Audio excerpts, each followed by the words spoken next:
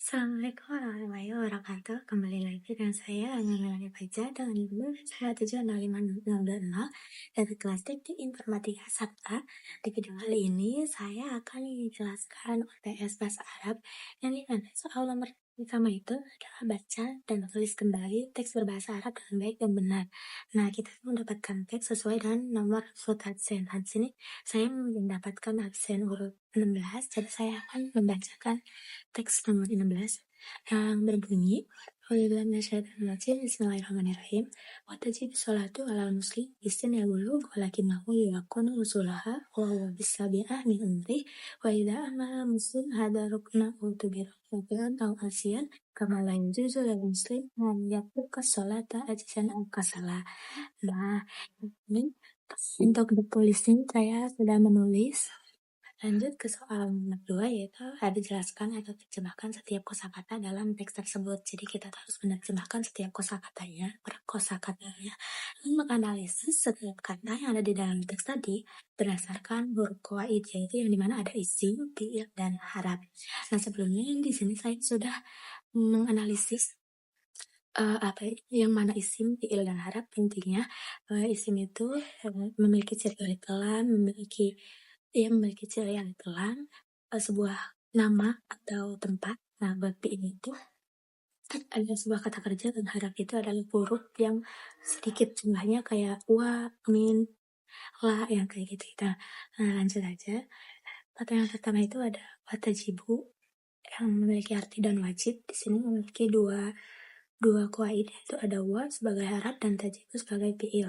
As-sholatu sholat sebagai isim, ala artinya atas atau bagi yang sebagai haraf, al-muslim orang muslim sebagai isim, fi artinya di sebagai haraf, sini umur sebagai isim, al-bulug berbalik atau dewasa sebagai isim juga, walakinahu tetapi ia, walakinahu itu adalah sebagai haraf yang dari waw, yulakonu dia diajarkan sebagai fi'il. Ada usulaha, ya dasar-dasarnya, yaitu sebagai isim, dan di situ saya terdapat huruf dhamir yang dimana itu adalah bagian ha yang huwa huma hum hi huma hun yang kayak gitu. Terus ada wahuwa dan dia di sini juga memiliki harap dan dhamir. Harapnya itu bagian huwanya itu sebagai dhamir. Ada lagi huruf hi artinya di sebagai harap, asabi'ah usul 7 sebagai isim, min dari sebagai harap, umrihi umurnya sebagai isim, dan dhamir bagian hi umrihi, nah hi-nya itu sebagai dhamir, wa itu dan sebagai harap, ida apabila sebagai harap juga, ahmala melalaikan sebagai fi'il, hal muslim orang muslim sebagai isim, hada ini sebagai isim, harukna rukun atau pilar itu sebagai isim, utubiro dianggap sebagai fi'il, kafiran kafir sebagai isim, aw atau sebagai harap, kasihan orang yang durhaka adalah isim, kama sebagaimana yaitu harap, la itu tidak sebagai harap juga. Ada yajuzu diperbolehkan sebagai fi'il, lil muslim bagi seorang muslim, ada harap dan isim, an bahwa atau untuk sebagai harap, yatruka meninggalkan sebagai fi'il, as-sholata sholat sebagai isim, ajaran dengan sengaja itu isim, au atau sebagai harap, kasalan karena malas juga sebagai isim. Nah, itu buat soal nomor 2 dan nomor 4 digabung. Ini tulisannya seperti ini ya.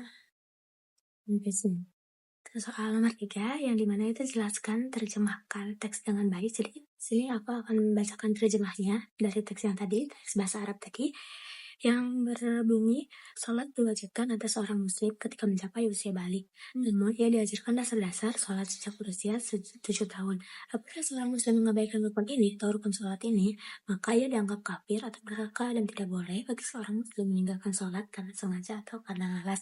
Nah, di soal ini juga kita disuruh untuk menjelaskan kesimpulan dari teks bahasa Arab yang tadi. Di sini saya akan menjelaskan yang saya tangkap. Nah, jadi intinya dari teks tadi itu Sholat itu menjadi sebuah kewajiban seorang muslim, apalagi yang telah balik gitu ya. Tetapi anak-anak yang berusia 7 tahun tuh sudah harus diajarkan dasar-dasarnya. Nah, siapapun bagi orang-orang yang telah mengabaikan kewajiban sholat, itu mereka sudah tergolong ke dosa besar. Bahkan tadi disebutkan bisa dianggap kafir atau durhaka. Nah, selanjutnya itu. Nah, oleh karena itu, kita ini sebagai orang muslim tidak diperbolehkan untuk meninggalkan sholat.